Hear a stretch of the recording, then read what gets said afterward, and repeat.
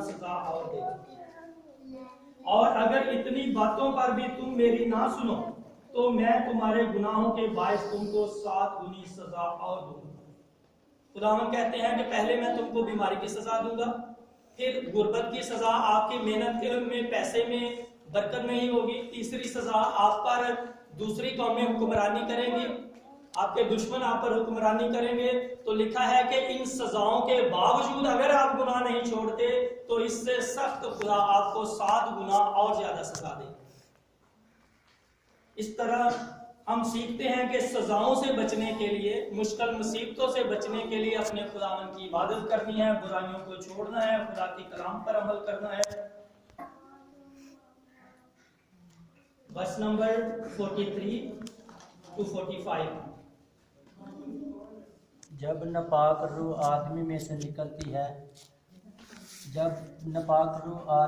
निकलती है, तो सूखे मकामों में आराम ढूंढती फिरती है और नहीं पाती। तब कहती है, मैं अपने उस घर में फिर जाऊंगी जिससे निकली थी, और आकर उसे खाली और जुड़ा हुआ रास्ता पाती है। फिर जाकर और 7 रूहें अपने से बुरी हमरा ले आती हैं और वो दाखिल होकर वहाँ बसती हैं, और उस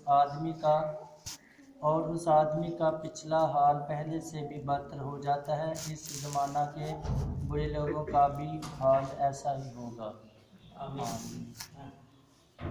खुदावंद यीशु मसीह ने भी हमें सिखाया है कि जब नापाक रूह आदमी में आराम ढूंढती फिरती है और नहीं पाती, एक बार तो खुदा नापाक रूह को निकाल देता है और वो चली जाती है, इंसान जो है वो रिहा हो जाता है, खुदावंद यीशु मसीह रिहा कर देते हैं। पर जब कोई बंदा जिसे जो बदरू गिरफ्ता हो उसमें से बदरू निकल जाए तो वो खुदा की इबादत ना करे, गुनाहों को ना छोड़े, खुदा की फरमाबरदारी ना करे, तो लिखा है जो गई बदरू होती है वो अपने से बुरी 7 और ले आती हैं। ये भी वही बात है जो हमने पुराने अहदनामा में पढ़ी है कि अगर तुम इतनी सजा पर भी ना बदलोगे, खुदावन की इबादत ना करोगे, गुनाह ना छोड़ोगे, तो 7 गुना सजा और मिलेगी। तो यहाँ पर भी यीशु मसीह यही फरमाते हैं कि ये बुरी रूह अपने से बुरी 7 रूहों को फिर वापस ले आएगी। तो इसका मतलब है कि खुदावन अगर हम अपनी जिंदगी को नहीं बदलते, खुदा की राहों पर नहीं चलते, तो फिर खुदा 7 गुना सजा को बढ़ा देता है। खुदावन कहते हैं मेरी इबादत करो मैं बरकत दूंगा। हम क्यों यहाँ पर खुदावन के हुजूर जमा हैं? ताकि खुदा हमें बरकत दे। तो यीशु हमें बरकत देने का तरीका बता रहे हैं कि अगर गुनाह ना छोड़ोगे बरकत नहीं आएगी, 7 गुना आपकी सजा बढ़ेगी। एक बुरी रूह चली गई और फिर अपने साथ 7 को और ले आती है। इस तरह से इंसान की सजा बढ़ती है, मुश्किलें मुसीबतें बढ़ती हैं। मुश्किलों मुसीबतों को खत्म करने के लिए तौबा करनी है, बुराइयों को छोड़ना है, खुदा के कलाम पर अमल करना है, खुदावन की इबादत करनी है। तो ऐसे होता है कि जब हम खुदावन की हुजूरी में आते हैं, इबादत करते हैं, तो आपको बरकत मिलती है। आप यहाँ पर बैठे हुए हैं, खुदा का रूह यहाँ पर मौजूद है, खुदावन की हुजूरी है, इस इबादत से आपको लाजमी बरकत मिलेगी। अगले संडे जब आप ना आएंगे तो फिर वो बरकत जो है वो नहीं मिलेगी, आपकी बरकत कम हो जाती है। जब इंसान कोई भी काम रेगुलर नहीं करता, कोई भी काम तसलसल से नहीं करता, तो फिर ऐसा होता है कि उसकी बरकत जो है ये कम हो जाती है।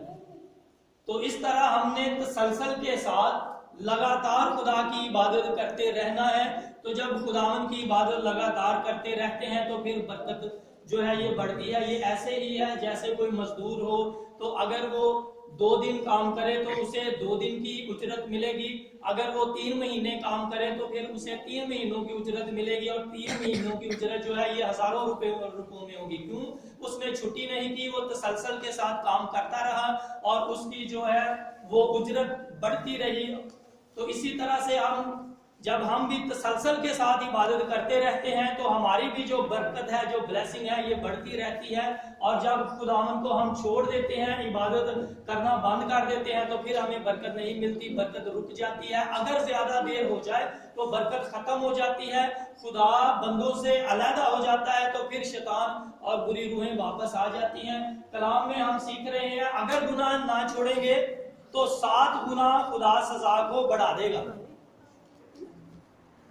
جیسے خداوند یسوع مسیح نے کہا ہے کہ ایک بری روح جاتی ہے 7 اور کو لے آتی ہے، اسی طرح جب ایک بار شفا ہوتی ہے اور ہم خداوند کی حضوری میں نہیں آتے، اس کی عبادت نہیں کرتے، اس کی فرما برداری نہیں کرتے، اسی طرح بیماریاں بھی 7 گنا بڑھتی ہیں۔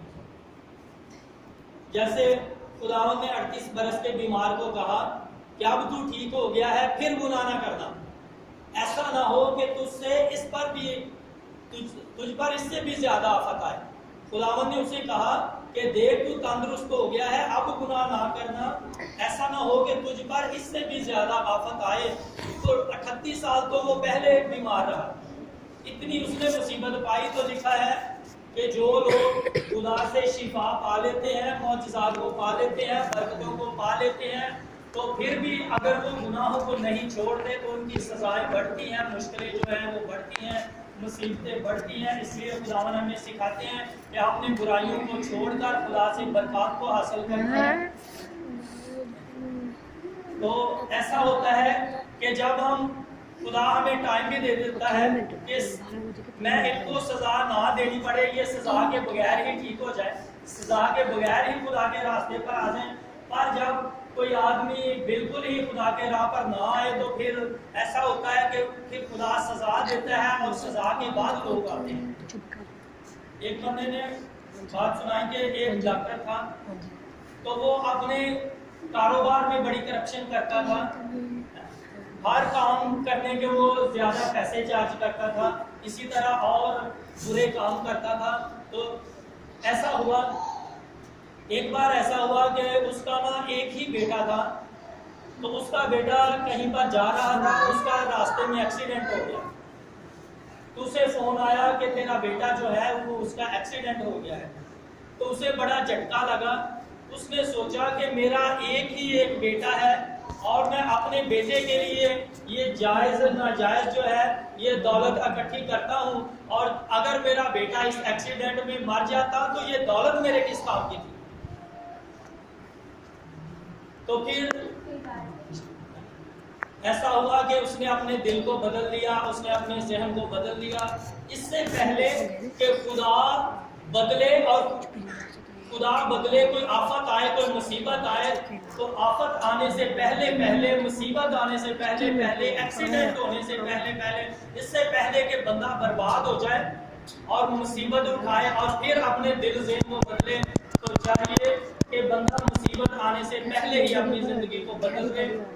اس ڈاکٹر کی طرح اس نے پہلے اپنی زندگی کو نہیں بدلا تھا، تو خدا پھر اپنے طریقے سے بدلتا ہے۔ تو جب خدا اپنے طریقے سے بدلتا ہے، اپنے شکنجے میں بندے کو لے لیتا ہے، تو تب دیر ہو چکی ہوتی ہے، بڑا نقصان ہوتا ہے۔ تو کلام میں یہ ہم سیکھتے ہیں کہ خداوند کہتے ہیں کہ اے میرے بیٹے بیٹیوں، ہر طرح کی برائی گناہ کو چھوڑو، اپنے خداوند کی عبادت کرو، اس کی فرما برداری کرو، تو خداوند آپ کو بلیس کرے گا۔ خداوند کلام پر عمل کرنے کی توفیق دے، اس کو وسیلے سے برکت عطا